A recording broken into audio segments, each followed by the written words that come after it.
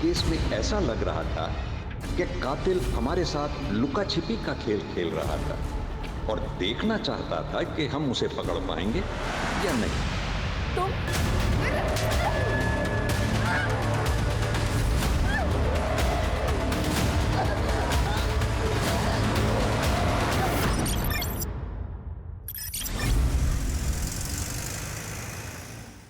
नेहा बेटा आजा, नाश्ता तैयार है।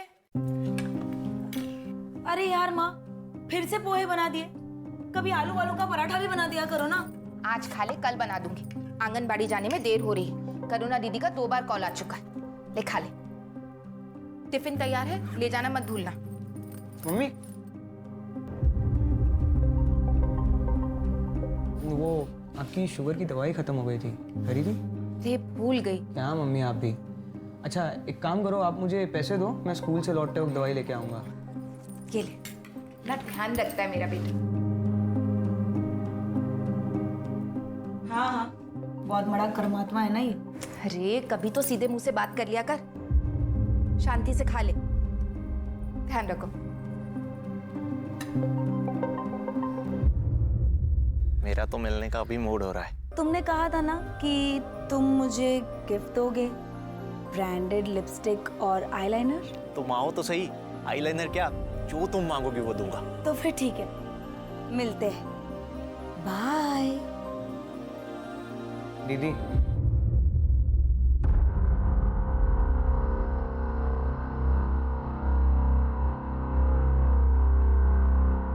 चले। देखिए भैया, पिछली बार तो भाभी की मौत की वजह से सारे सिंपत्ति के वोट्स हमें मिल गए, लेकिन इस बार बड़ी कड़ी टक्कर है। अरे शिखा, स्कूल जा रही हो? जी। अच्छा एक मिनट रुको। अरे पवन। हाँ साहब जी। शिखा बेटा को स्कूल छोड़ के आओ। चलिए छोटी मालकिन। नहीं चाचा जी, मैं चली जाऊंगी। छोड़ के आओ उसे। चलिए मालकिन।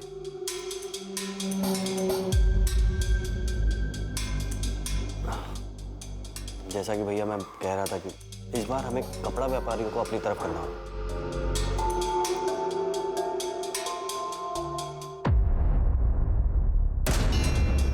क्योंकि उनके बीच में आपके प्रतिद्वंदी सूबेदार रंजीत की काफी चर्चा हो रही है, जो कि अभी अभी आर्मी से वॉलंटरी रिटायरमेंट लेके आए।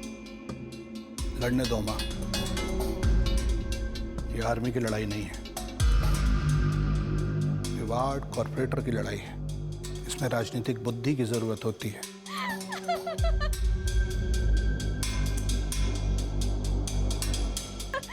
अच्छा चल, मैं रखती हूँ फोन, बाद में बात करूंगी।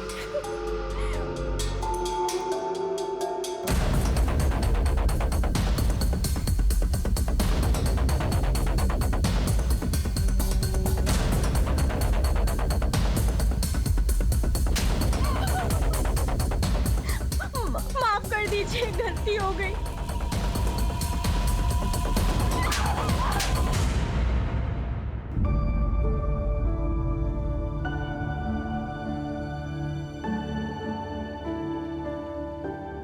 शिखा,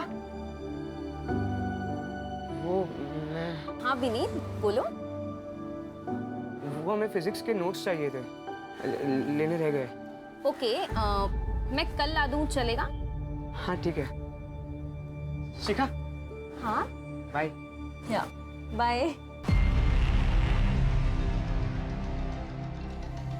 तो बे फट्टू, लड़की पटाएगा तू? अपनी औकात के हिसाब से लड़की पटा, वरना फट जाएगी जेब। तू क्या समझा? ओए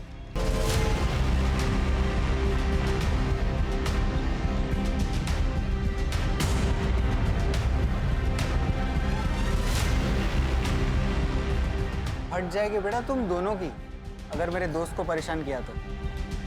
मजे की बात बोलूं, जेब नहीं फटेगी, कुछ और फटेगा।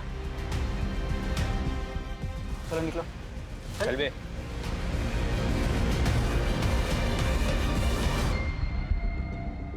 Thank you. फूल लेके आता है, देने का हिम्मत भी रख। क्या बात है कुंती, यहाँ क्यों बैठी हो?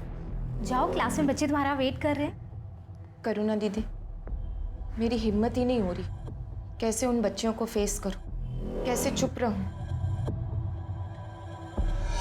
कुंती, वो बड़े लोग हैं। देख, तेरा ना इस सबसे बाहर आना ही ठीक है। उसी में हम सबकी भलाई है। नहीं दीदी, इसमें किसी की भलाई नहीं है। भलाई तो अब इसमें है कि मैं इस समस्या को जड़ से ही खत्म कर दूं।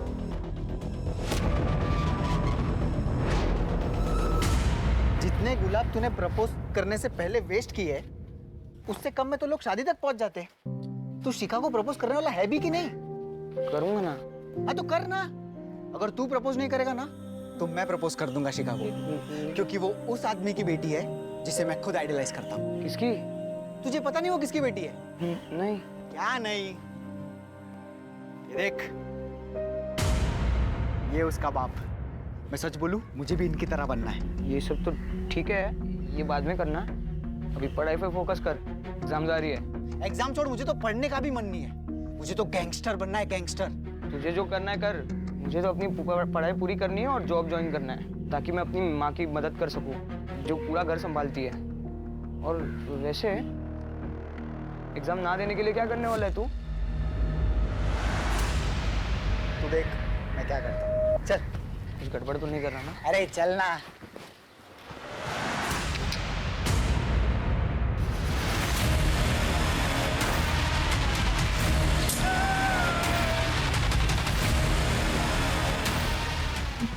ये क्या किया तूने? रुको, अभी पुलिस को फोन लगा दे। ए चुप, कान रख, मैं खुद फोन कर रहा हूँ। हेलो पुलिस स्टेशन, मैं विशाल राठौड़ बोल रहा हूँ। आदमी को चाकू मार दिया मैंने, अब आओ जल्दी। मम्मी! ये खून कैसे लगा? विशाल ने दुकानदार को चाकू मार दिया और उसने पुलिस को भी कॉल किया। मुझे पकड़नी लगी ना वहाँ पे। तूने तो कुछ नहीं किया ना? नहीं, मैंने कुछ नहीं किया वहाँ पे। घबरा मत, कुछ नहीं होगा। बचा लो। तू बैठ। कभी भी आ जाएगी वहाँ पे। आजा बेट, बैठ। बचा लो। बैठ, बैठ।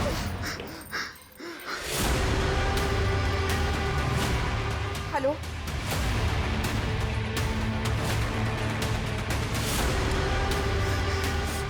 पुनीत, तुम ठीक हो ना? सुबह चाचा, वो विशाल ने दुकानदार, उसने दुकानदार। मुझे मालूम है बेटा, तुम्हारी मम्मी ने बताया। चाचा, वो पुलिस वाले मुझे नहीं पकड़ेंगे ना? मैंने कुछ नहीं किया। तुम्हें कुछ भी नहीं होगा। रिलैक्स, रिलैक्स, मैं हूं ना। Come on. कुंती, तू अकेली औरत इतना बड़ा कदम उठाने की कोशिश कर रही है। समझने की कोशिश कर, तेरी जान को खतरा हो सकता है। तेरे पीछे तो किसी का कोई सपोर्ट भी नहीं है। कम से कम तेरा पति होता तो तुझे हिम्मत मिलती। अगर आज वो होते तो जितनी हिम्मत मैं दिखा रही हूं उतनी भी नहीं दिखा पाती। दीदी, मेरे भी 2 बच्चे हैं, मैं चुप नहीं बैठ सकती। मैं जो कर रही हूँ मुझे करने दीजिए। मेरे पास उसके खिलाफ ठोस सबूत है अपनी बात साबित करने के लिए। अब उसे कोई नहीं बचा सकता। कल सुबह तक उसकी सच्चाई सारी दुनिया के सामने आ जाएगी।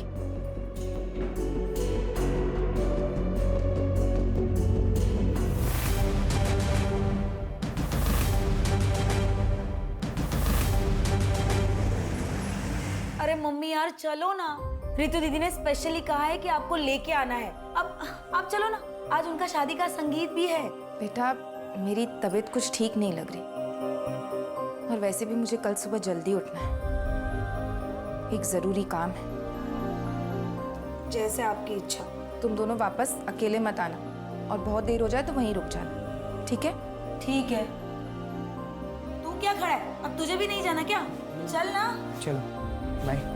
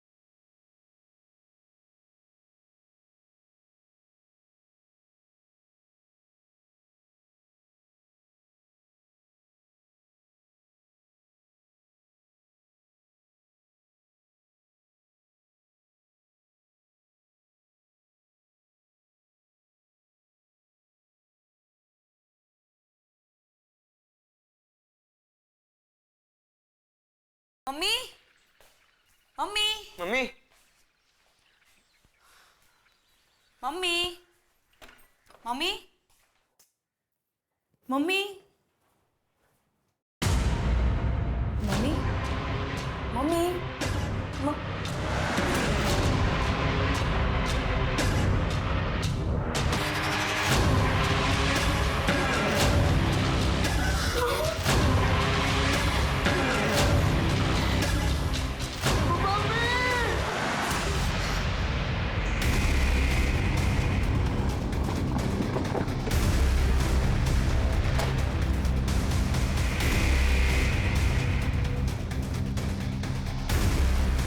हटिए आप लोग, एक सेकंड हटिए हटिए, पीछे हटिए।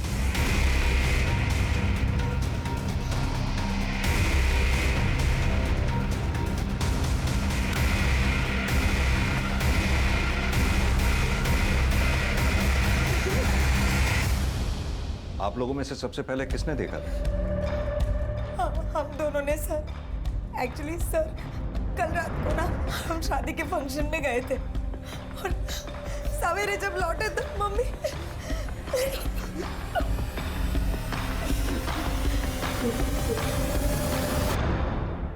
राजदीप, गला रस्सी जैसी किसी चीज से घोटा गया, चाकू से भी गोदा गया।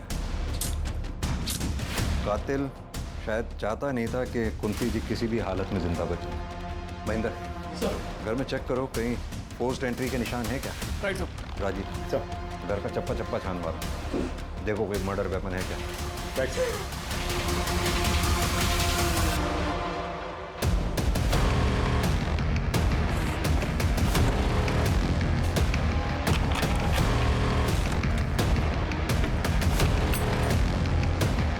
आप में से किसी ने कल रात कोई आवाज या किसी तरह की भी कोई चीज देखी हो?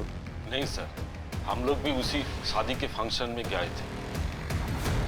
ठीक है, धन्यवाद। आप लोग अभी जा सकते हैं। सर दरवाजे पर कोई फोर्स इंजरी के निशान नहीं है सर। घर का पिछला दरवाजा भी अंदर से बंद है। यानी कि ये बात साफ है, जो भी आया सामने के दरवाजे से आया और सामने के दरवाजे से ही बाहर गया। अब महेंद्र, ऐसा दो सूरतों में ही हो सकता है, या तो कुंती जी उस आदमी को जानती थी, तुम यहाँ क्या कर रहे हो? उसके लिए इन्होंने खुद दरवाजा खोला होगा, या फिर कोई लुटेरा घर में लूटपाट या घर में सेंध लगाने के इरादे से आया और अंदर घुसा।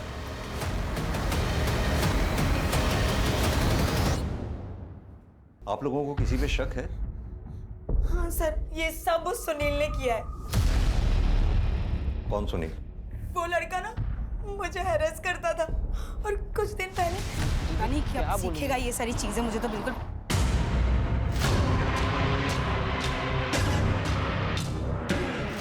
चल, कब तक भागेगी मुझसे? मेरा नंबर ब्लॉक करेगी तू? हाथ छोड़ो मेरा, सबके सामने तमाशा मत बनाओ। चल, अब मेरे सारे गिफ्ट और पैसे निकाल जो मैंने तुझे दिए थे। चल निकल, बोला तुझे यही बात सुनूंगा। क्या कर रही हो तुम? प्लीज छोड़ो मुझे। ऐसे भाग, अरे ऐसे तू चल यहाँ से, चल।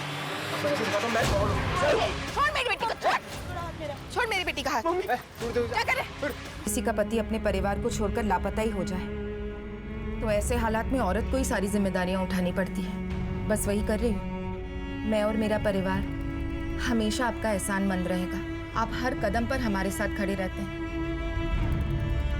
कैसी बातें कर रही हैं? ये तो मेरा फर्ज था।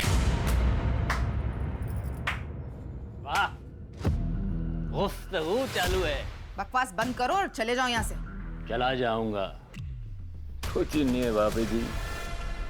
बस मुझे इतना बता दीजिए कि आप ये घर बेच कब रही हैं और मुझे मेरे शेयर के आधे पैसे कब दे रही हैं? ना तो मैं ये घर बेचने वाली हूँ और ना ही तुम्हें कोई पैसे मिलने वाले हैं। अरे ऐसे कैसे नहीं मिलेगा पैसा?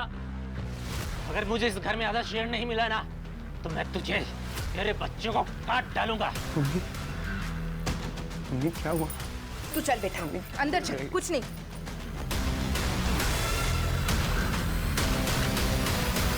आपकी तारीफ? इनके पिता अजय मेरे बचपन के दोस्त। तो इनके पिता अजय वो कहाँ हैं? वो पिछले 2 साल से इन लोगों को छोड़कर कहीं चला गया। सर, पूरा घर छान मारा लेकिन कोई सबूत हाथ नहीं लगा। बॉडी का पंचनामा करवा के पोस्टमार्टम के लिए भिजवाओ। फॉरेंसिक टीम को भी इन्फॉर्म कर दो। और हाँ, ये संजय और सुनील, इनकी डिटेल्स निकलवाओ। Right sir.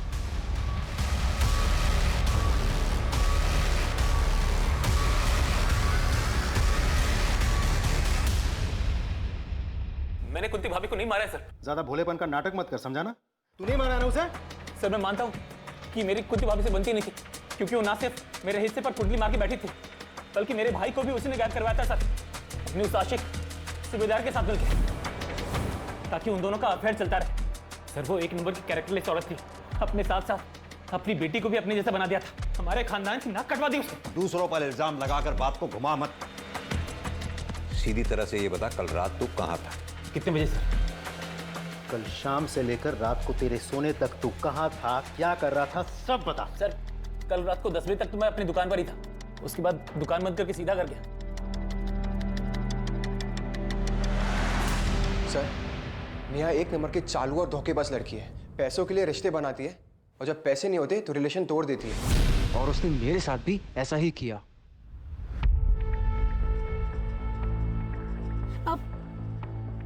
क्या हुआ?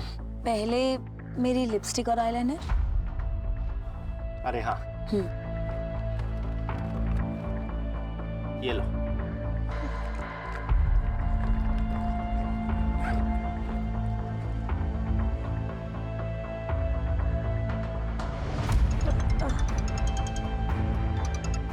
सॉरी। कौन है जो बार बार फोन कर रहा है? अरे दो ना, मैं बात करता हूँ कमीने से। नहीं नहीं, मैं इसे ब्लॉक करती हूँ, मैं इसे ब्लॉक।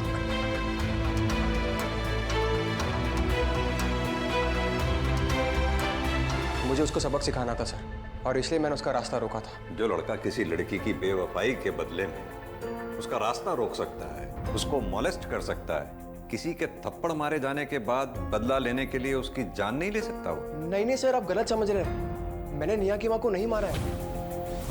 कल रात कहाँ था तू? सर अपने घर पे ही था।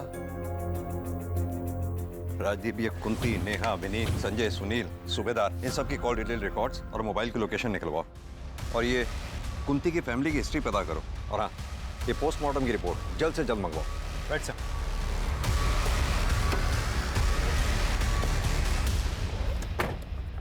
सर कुंती की पोस्टमार्टम रिपोर्ट आ गई है सर। रिपोर्ट के हिसाब से कुंती की मौत 16 अक्टूबर को रात 11 से 12 बजे के बीच में दम घुटने से हुई है। एक बात और सर, कुंती की बेटी नेहा का फोन आया था। मम्मी की डेड बॉडी पर मंगलसूत्र तो था ही नहीं, मंगलसूत्र गायब है सर। कातिल ने सिर्फ मंगलसूत्र चोरी किया है, इस बात के पीछे क्या राज हो सकता है?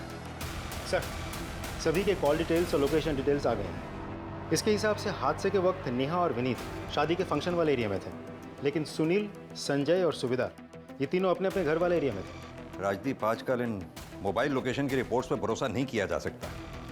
क्रिमिनल बहुत स्मार्ट हो गए हैं, उन्हें पता है पुलिस सबसे पहले कॉल डिटेल रिकॉर्ड्स और उनके मोबाइल की लोकेशन खंगालेगी, इसलिए वो जो भी क्राइम अटेम्प्ट करते हैं उसके अकॉर्डिंगली ही प्लान करते हैं।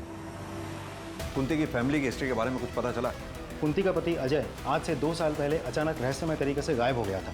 उसके बाद से लेकर आज तक वो कहाँ है किसी को कुछ नहीं पता। क्या कुंती के परिवार वालों ने अजय के मिसिंग होने की कंप्लेंट लिखवाई थी? कंप्लेंट लिखवाई थी सर, इन्वेस्टिगेशन शुरू भी हुई थी, लेकिन उसके बाद किसी को कुछ पता नहीं चला। अच्छा, ये कुंती के बच्चों के बारे में कुछ पता चला? लोगों का कहना है कि विनीत बहुत ही पढ़ाकू और डरपोक टाइप का लड़का है, जबकि कॉल रिकॉर्ड्स के मुताबिक नेहा करीब आधे दर्जन लड़कों के साथ ऑड आवर्स में बात करती है। इसका मतलब क्या सुनील जो बोल रहा था वो सच है? सर कहीं ऐसा तो नहीं है कि कातिल नेहा को मारने के लिए आया हो, और चूंकि नेहा घर पर नहीं थी तो उसका सामना नेहा की माँ कुंती से हो गया। नेहा से बात करते हैं। हेलो, अच्छा ठीक है, thank you sir. Cyber cell से कॉल था, उन लोगों का कहना है कि कुंती की मोबाइल गैलरी पूरी तरह से डिलीटेड है, किसी ने पूरा फोल्डर ही डिलीट कर दिया होगा। ऐसा क्या था उस फोन की गैलरी जो किसी ने पूरा का पूरा फोल्डर ही डिलीट कर दिया? नहीं सर, ना तो मुझे ये पता है कि फ़ोन की गैलरी में कुछ था या नहीं, ना तो मुझे ये पता है कि ऐसा कौन कर सकता है। हाँ, मम्मी का फ़ोन कभी लॉक नहीं रहता था, तो कोई भी कर सकता है ना। हमने तुम्हारे कॉल डिटेल रिकॉर्ड्स निकलवाए तो उसमें पाया बहुत से लड़कों के नंबर हैं उसमें, जिनसे तुम्हारी ऑड आवर्स में बहुत लंबी लंबी बातें होती हैं। क्या मैं जान सकता हूँ उन लड़कों से क्या रिश्ता है तुम्हारा? ये सच है कि मैं लड़कों से बातें करती थी, उनसे मिलने भी जाती थी, पर वो इसलिए क्योंकि वो लोग मुझे मेरी लाइफस्टाइल जीने में मदद करते थे। पर मेरे पुराने रिलेशनशिप या अभी के रिलेशनशिप में सिर्फ सुनील ही है जो मेरे परिवार को नुकसान पहुंचा सकता है। और कौन ऐसा हो सकता है जो इस काम को अंजाम दे सकता है? हाँ सर, एक लड़का है, विनीत का क्लासमेट विशाल। वो 3 दिन पहले आया था।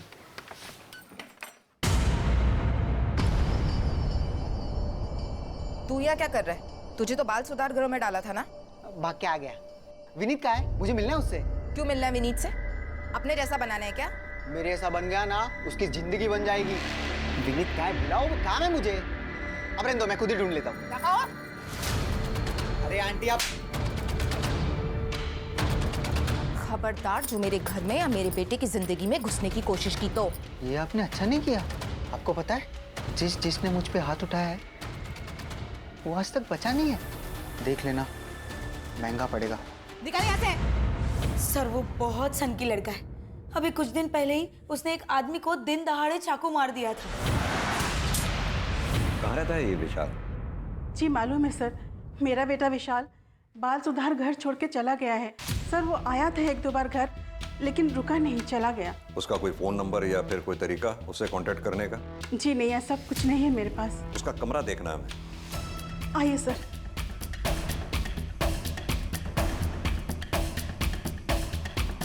राजीव चेक करो, आप भी वहां उस अलमारी में देखो।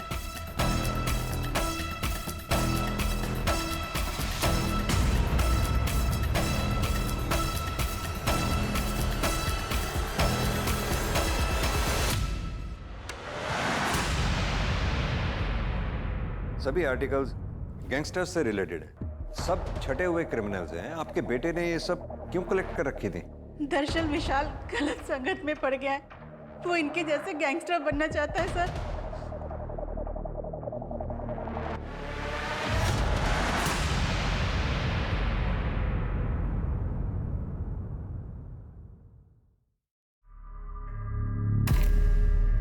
ले ले ले ले ले ले मिला मुन्ना लोला है। अब ना तो मम्मा बॉय की मम्मा है और ना ही विशाल पापा। अब कौन ख्याल रखेगा रे तेरा? बोल कौन कौन कौन कौन कौन बचाएगा तुझे हम दोनों से?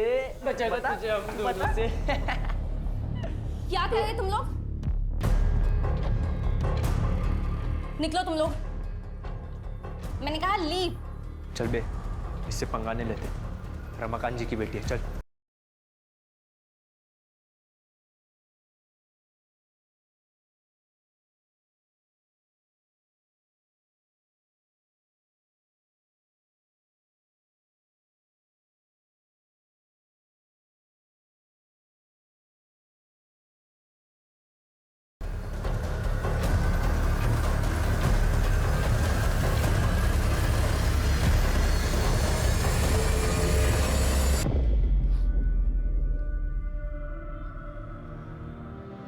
ठीक हो तुम? थैंक यू मुझे बचाने के लिए। तुम्हें कुछ पता चला कि विशाल कहाँ है? मेरी लाइफ में सिर्फ 2 लोग थे, मेरी माँ और विशाल, जो मुझे हर मुसीबत से बचाते थे, मेरे साथ हर बार रहते थे। आज मेरे पास उन दोनों में से कोई भी नहीं है। पुलिस ये बोल रही है कि विशाल ने मेरी माँ को। तुम हिम्मत रखो, धीरे धीरे सब ठीक हो जाएगा। एक दिन सच भी सामने आएगा।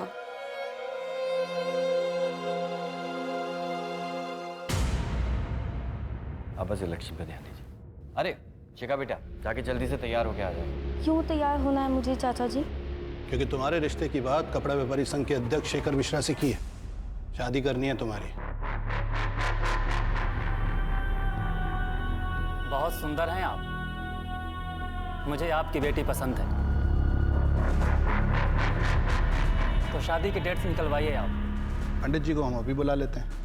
तो आप भी इलेक्शन की चिंता न कीजिए, आपका यह दामाद पूरे कपड़ा व्यापारी संघ का वोट दिलवाएगा आपको। इस बार भी आप ही विजयी होंगे।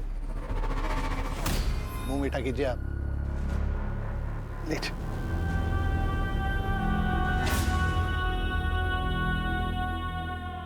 विनीत, क्या रे, दोस्त की आदत नहीं आती क्या? तू चले जा मेरे सामने से, वरना मैं पुलिस को सब सच बता दूंगा। देख, तूने मेरी मम्मी को मारने की धमकी दी थी। क्या बोल रहा है? मैं क्यों मारूंगा तेरी माँ को? मम्मी ने तो तुझे थप्पड़ मारा था। तो मैंने तेरी माँ को मार दिया? एक काम कर, तू साबित कर और पुलिस को भी बता दे, उनको भी बोल साबित करने को। खड़ा क्या है? जा ना, जा जा, वरना तुझे ही मार दूंगा।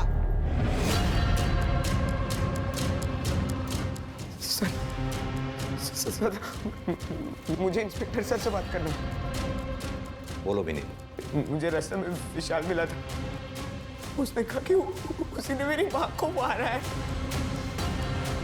और ये बात कोई भी प्रूव नहीं कर सकता। मुझे बहुत डर लग रहा है सर। राजीव सर, इस विशाल को जल्द से जल्द पकड़ना होगा, क्योंकि अगर ये इसी तरह से बाहर घूमता रहा तो इसके आसपास के लोगों की जिंदगी को खतरा बना ही रहेगा।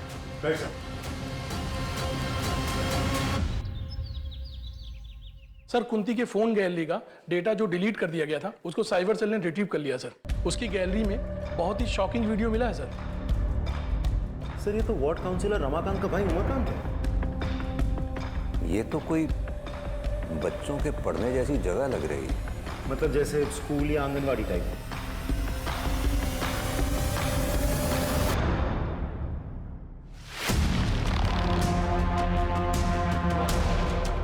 अब सीधी तरह से ये बता, कुंती के मोबाइल से ये वीडियो डिलीट कैसे हुई, और तू उस वक्त कुंती के घर पर क्या कर रहा था जब कुंती का मर्डर हुआ? सर, मुझे नहीं पता सर, मैं तो वहाँ गया ही नहीं था सर। झूठ मत बोल, तेरी कॉल डिटेल्स है हमारे पास।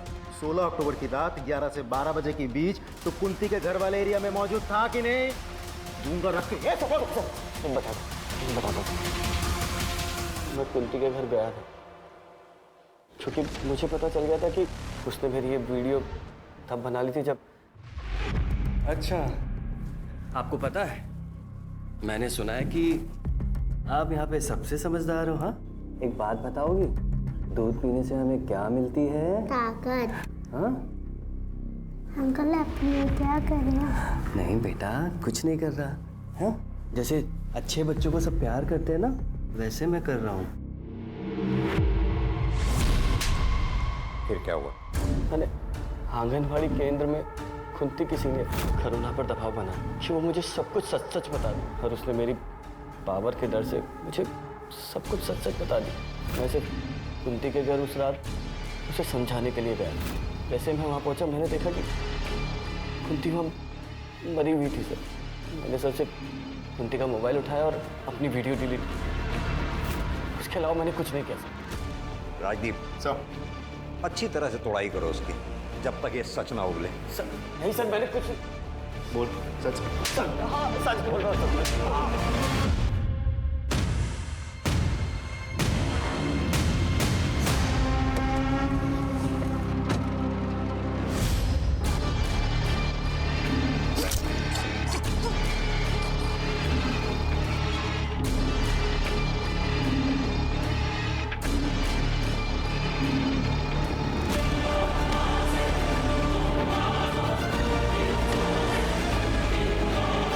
क्या हुआ रमाकांत जी को, रुक क्यों गए?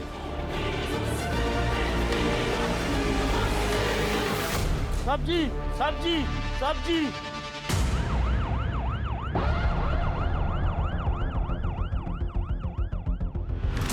जिस तरह से इसका गला काटा है ना, उससे एक बात तो साफ है कि कातिल जरूर इसके पीछे वाली सीट पे रहा होगा। लेकिन दिनेश, एक बात समझ में नहीं आई मेरे, आखिर ये कातिल इस गाड़ी में घुसा तो घुसा कैसे? क्योंकि ना तो रमाकांत किसी के साथ आया था, और ना इस गाड़ी में कहीं कोई भी फोर्स एंट्री के निशान है। तुमने सीसीटीवी फुटेज चेक किया? सीसीटीवी गेट की दूसरी तरफ दूसरे एंगल पर है। मैंने चेक किया तो मुझे उसमें कुछ दिखाई नहीं दिया, ये गाड़ी भी नहीं दिखी। बट सर, मुझे एक बात समझ नहीं आ रही, आखिर रमाकांत जी यहाँ अकेले आए क्यों थे? क्या हुआ? हाँ, ये क्या?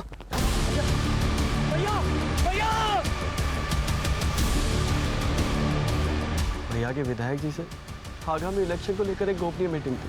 वो इसके बारे में किसी को भी भनक तक नहीं लगने देना चाहते थे, इसलिए वो अपने ड्राइवर को भी लेकर नहीं आए। अब वरना उनके साथ तो पूरा जत्था चलता है सर।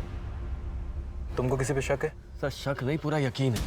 ये जरूर उस राघव ने किया होगा। राघव कौन है? तो भैया की पहली पत्नी का भाई। अभी वो कुछ ही दिन पहले घर पर आया था।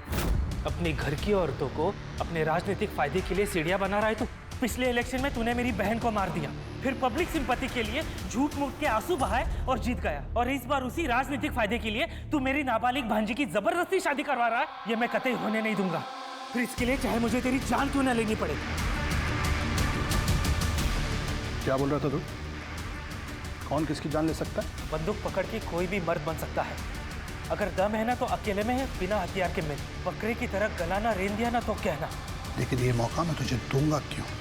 पापा नहीं नहीं नहीं नहीं पापा नहीं, पापा नहीं, पापा प्लीज आप मामा जी को कुछ मत कीजिए। एक काम करो, बॉडी को पोस्टमार्टम के लिए भेज दो, फॉरेंसिक को कॉल करो और इनसे रकम की पूरी डिटेल ले लो। जी साहब। सर आनंद नगर थाने से सब इंस्पेक्टर विनोद आए हैं आपसे मिलने। सर वार्ड काउंसलर रमाकांत की हत्या हमारे इलाके में ज़रूर हुई, लेकिन उसका घर आपके दायरे में आता है, इसलिए मैं चाहता था कि आपकी और हमारी टीम मिलकर इस केस को सॉल्व करें। बिल्कुल। वैसे भी एक दूसरे केस के सिलसिले में हम रमाकांत के भाई उमाकांत को इंटेरोगेट करके ही आ रहे हैं। आप इनसे रमाकांत मर्डर केस की सारी डिटेल ले लो। आइए please. Thank you.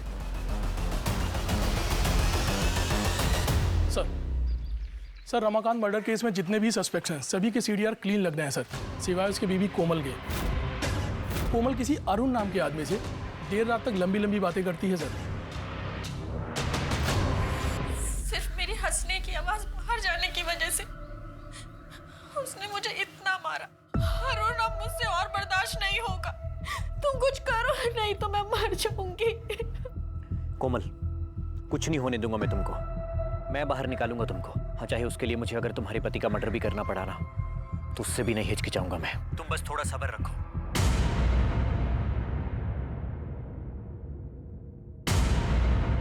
Sir Umakant पे हमने 3rd डिग्री इस्तेमाल किया, लेकिन फिर भी उसने ये बात नहीं कबूली कि उसी ने कुंती का खून किया है। सर वैसे उमाकांत के खिलाफ हमारे पास कोई ठोस सबूत नहीं है। इनफैक्ट इस केस में किसी भी सस्पेक्ट के खिलाफ हमारे पास कोई कंक्लूसिव एविडेंस नहीं है। कुंती के घर चलकर दोबारा तहकीकात करते हैं। आई एम श्योर क्रिमिनल ने कोई ना कोई चूक जरूर की होगी जो हमसे मिस हुई है। सब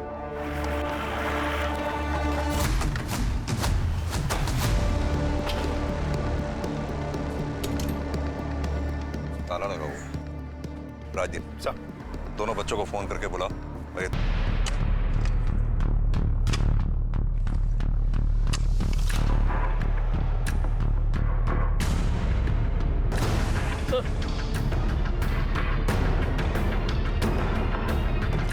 सर ये कंकाल पक्का अजय भाई की है।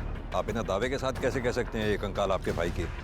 अंगूठी की वजह से सर, ये अंगूठी अजय भाई पहनते थे, देखिए ना।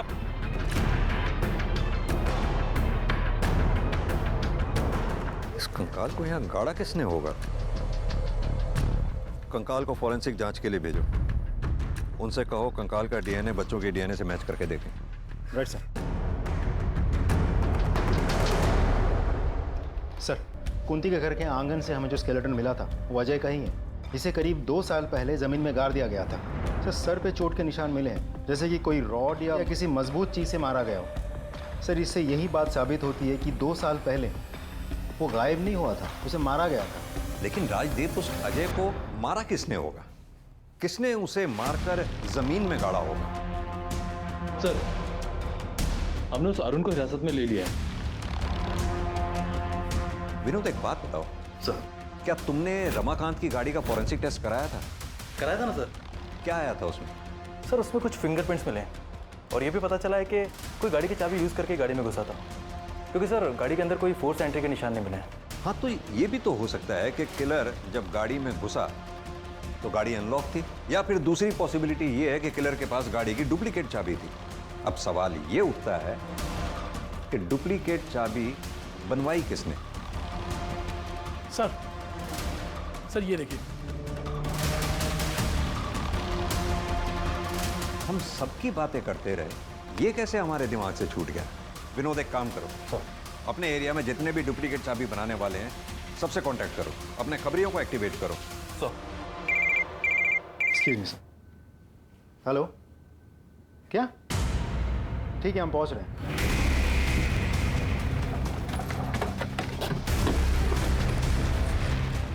हटिए आप लोग, 1 मिनट।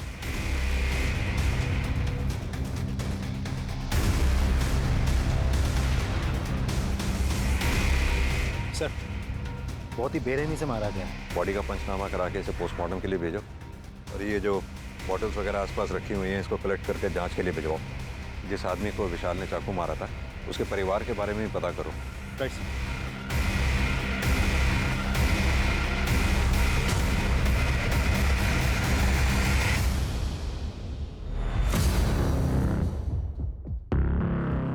सर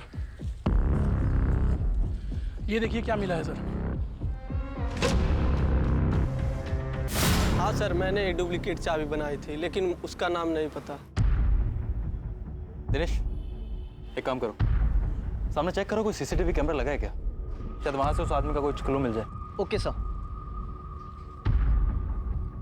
सर, विशाल की पोस्टमार्टम रिपोर्ट आ गई है। विशाल की मौत 30 अक्टूबर दोपहर 3 से 4 बजे के बीच हुई है। एक और इम्पोर्टेंट बात सर, विशाल के नाखून से ह्यूमन फ्लैश मिले हैं। हो सकता है उसका कातिल का हो। सर क्राइम सीन पे मिले फिंगरप्रिंट्स और एविडेंसेज की फॉरेंसिक रिपोर्ट आ गई है सर, ये रही। सर रिपोर्ट के हिसाब से विशाल के क्राइम सीन पे जो फिंगरप्रिंट्स मिले थे वो रमाकांत की गाड़ी के 1 सेट ऑफ फिंगरप्रिंट से मैच कर रहे हैं सर।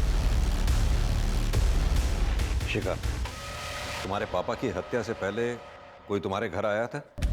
सब पापा और चाचा को मिलने तो बहुत लोग आते थे, लेकिन सब बाहर से मिलके चले जाते थे। क्या कोई ऐसा जो घर के अंदर आया? मुझे याद नहीं। ठीक। 1 मिनट सर, मुझे याद आ गया, वो आया था। कौन वो? सर मैं वो शख्स मिल गया है जिसने रमाकांत की गाड़ी की डुप्लीकेट चाबी बनाई थी। ये देखिए सर। किसने बनवाई ये डुप्लीकेट चाबी?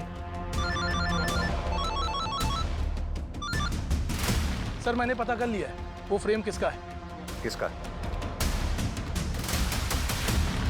इसकी कॉल डिटेल रिकॉर्ड्स और मोबाइल की लोकेशन निकलवाओ immediately. Right sir. Mahendra sir, खुदवाओ। Right sir.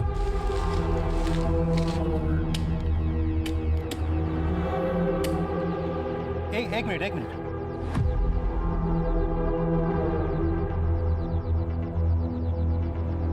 सर अब तो हमारे पास उसके खिलाफ सारे एविडेंस हैं। उठा लाओ उसे।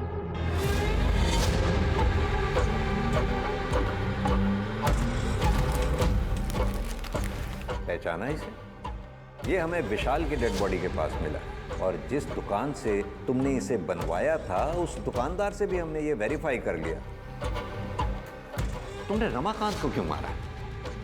हमारे पास इस बात के भी पक्के सबूत हैं। मुझे याद आ गया, वो आया था। कौन वो? विनीत। वो नोट्स लेने आया था, लेकिन 1 घंटे में लौटा के चला भी गया। और यही नहीं, हमारे पास वो सीसीटीवी फुटेज भी है जिसमें तुम डुप्लीकेट चाबी बनवाते हुए साफ दिखाई दे रहे हो, और इसके साथ ही हमें रमाकांत की गाड़ी से तुम्हारे फिंगरप्रिंट्स भी मिले।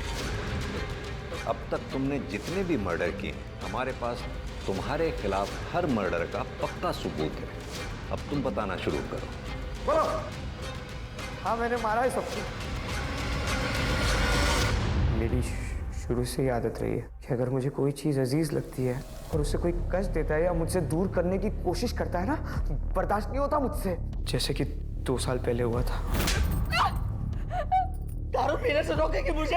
हाँ रोकोगी। अपने पैसे की दारू पीता हूँ। रोकेगी मुझे? रोकती है।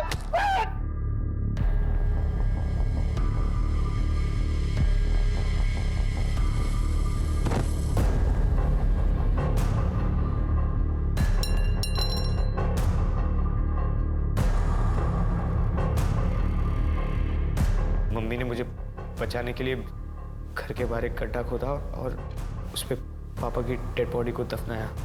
फिर मुझे शिखा से मैं प्यार करने लगा और मैं अपने दिल की बात का इजहार करना चाहता था उसके बर्थडे पे और उसे गिफ्ट देना चाहता था, पर माँ के पास पैसे नहीं थे। मैंने सोचा कि पापा की डेड बॉडी में से अंगूठी चुरा कर उसे बेच दूंगा और मैं उसके लिए कोई अच्छा सा गिफ्ट खरीद लूंगा, लेकिन मम्मी ने मुझे देख लिया। विनीत, ये क्या कर रहा है? ये पापा की रिंग बेच के मुझे शिखा के लिए गिफ्ट लेना है। उसका बर्थडे आ रहा है ना अभी। ये पागल हो गया क्या तू? वही ये सब करवा रही ना तुझसे? ऐसा बाप लालची और घूसखोर। बेटी ने भी लोगों को ठगना और बरगलाना शुरू कर दिया है। विनीत, बेटा मैंने तुझे बहुत उम्मीदों के साथ पाला है, इसीलिए कह रही दूर रहे उस डायन से। माँ वो डायन नहीं है, उसको मैंने गिफ्ट नहीं दिया ना, वो नाराज हो जाएगी, मुझे उसे गिफ्ट देना है माँ। दूर हट, जा यहाँ से, जा, आना नहीं यहाँ कभी वापस। नहीं दिन ब दिन दिमाग खराब होता जा रहा है, सब मेरी गलती। सच बताओ तो मुझे बहुत गुस्सा आ रहा था। मैं वापस संगीत के लिए निकल गया, लेकिन माँ की कही हुई बात ना मुझे चूक गई। माँ ने शिखा को डायन कहा था, इसलिए मैं पूरी तैयारी के साथ वापस आया और मैंने अपनी माँ को मार दिया। फिर वो मंगलसूत्र मैंने उनके गले से उतारा ताकि मैं शिखा के लिए बर्थडे गिफ्ट ले सकूं। उसके बाद मैंने अपने कपड़े बदले और मैं वापस संगीत के लिए निकल गया। फिर मुझे पता चला कि वो रमाकांत शिखा की शादी करा रहा था और ये ना मैं हर हाल में होने नहीं दे सकता था। इसलिए मैंने रमाकांत का पीछा किया और उसकी एक डुप्लीकेट चाबी बना ली और मौका ढूंढता रहा। एक दिन वो विधायक के वहाँ गया, मैंने चुपके से उसकी गाड़ी में एंट्री मारी और मैं उसकी राह ताकते रहा। जैसे वो गाड़ी में आया ना, मैंने उसका गला काट दिया। लेकिन विशाल को क्यों मारा? शिखा को विशाल पसंद था और ये चीज मैं नहीं देख सकता था। शिखा तू ऐसे कब तक इसे घूरती रहेगी? तू बता क्यों नहीं देती कि तू इसे चाहती है? बता दूंगी, फाइनल एग्जाम हो जाए पक्का बता दूंगी। मेरा दिमाग खराब हो गया। मैंने विशाल को ढूंढा और चल कोई बात नहीं, दोस्ती में तो ये सब होता रहता है।